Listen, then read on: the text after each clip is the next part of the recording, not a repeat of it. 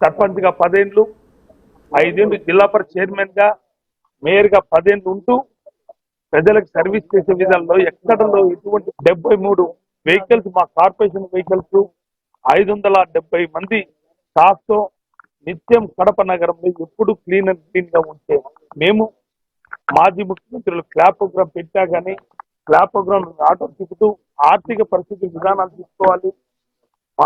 మా రాష్ట్ర మా కార్పొరేషన్ ఇష్టం ఎంత శానిటేషన్ ఖర్చు పెడుతున్నామని మేయర్ ఇంట్లో చెత్త వేయండి అని చెప్తారు. ఇలా చెత్త వేసడానికి ఎవరు రాలా, కేవలం తెలుగుదేశం కార్యకర్తలు, తెలుగుదేశం పందుకుప్పులు ఇంటి దగ్గరకు వచ్చాయి తప్ప ఈ విధంగా చేయడం. మేము చేయాలంటే దిగజారిపోయినామంటే మేము కూడా సంస్కృతి ఎలా ఉంటుంది కొంచెం ఆలోచన చేయాలి. అంటే కడప ప్రశాంతంగా ఉన్న ఊరిని ఇప్పటి నుంచి 3 నెలల నుంచి మనం చూస్తున్నాం. తెలుగుదేశం పార్టీ అధికారం వచ్చిన తర్వాత కడప ప్రజలు, హిందూ ముస్లింస్, క్రైస్తవులు అందరము ఒక అన్నదమ్ములుగా మెలిగే ఊరు.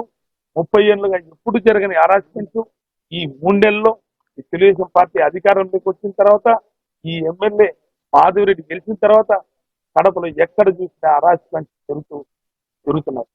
మొన్న కేవలం ముస్లిం రిటైర్డ్ అయిన ఎంప్లాయీని కూడా చూడకుండా ఆడుకున్న అతని మీద ఫోకస్ చేసి పెట్టడం అనేది చాలా దారుణం. ఈరోజు మా ఇంటి ముందర చెత్త చేసే వాళ్ళు కూతవేటలో పోలీస్ స్టేషన్ ఉండే పోలీసులు కూడా తెలియకుండా మా ఇంటి ముందుకు వచ్చారంటే వాళ్ళ పోలీసులు తెలిసి జరిగిందని మేము అనుకోవాలన్నా, పోలీసులు తెలియకుండా జరిగింది అనుకోవాలన్నా? పూర్తిగా ఈ వ్యవస్థలో పూర్తిగా చేస్తున్న నిదర్శనం మీ కల్లారా పత్రిక విలేకరులు అందరూ కూడా చూశారు. ఇలాంటి పరిస్థితుల్లో లా అండ్ ఆర్డర్ ఈ రాష్ట్రంలో ఉందా లేదా మీరే ఆలోచన చేయాలి.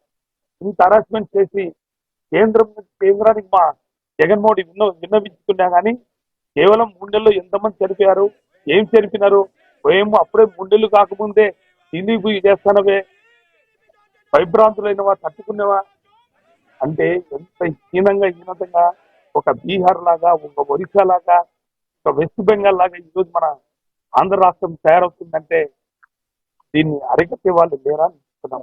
ఖచ్చితంగా మేమందరం శాంతియుతంగా ఉన్నాం. వైఎస్ఆర్ కాంగ్రెస్ పార్టీ మేము అనుకుంటే, మా పార్టీ కార్యకర్తలు అనుకుంటే మీ ఇళ్ళ దగ్గర కుక్కట వేళ్లతో ఇల్లు కూడా పెట్టి అడుగుజాడల్లో మేము నడుస్తున్నాం. అరాచకం చేయాలంటే మాకు తట్టుకోలేదు. మీరు ఏదో బయట ఊర్ల నుంచి జనాలు తీసుకొచ్చి చేస్తున్నారు. చేసిన వాళ్ళని ఇమ్మీడియట్ గా అరెస్ట్ చేయాలని, వాళ్ళ మీద మా ఇంటి ముందర చేసిన అరెస్ట్మెంట్స్ కి ఖచ్చితంగా వాళ్ళని అరెస్ట్ చేసేంత వరకు మేము వదిలిపెట్టమని, అంతవరకు పోలీస్ స్టేషన్ కాడ మేము ధర్నాలు చేస్తాము.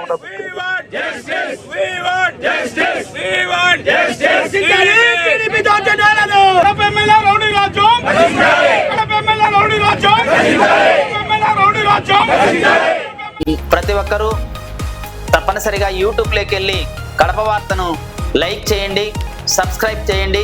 ఇట్లు మీ జి రమణయ్య, ఎడిటర్, కడప వార్త.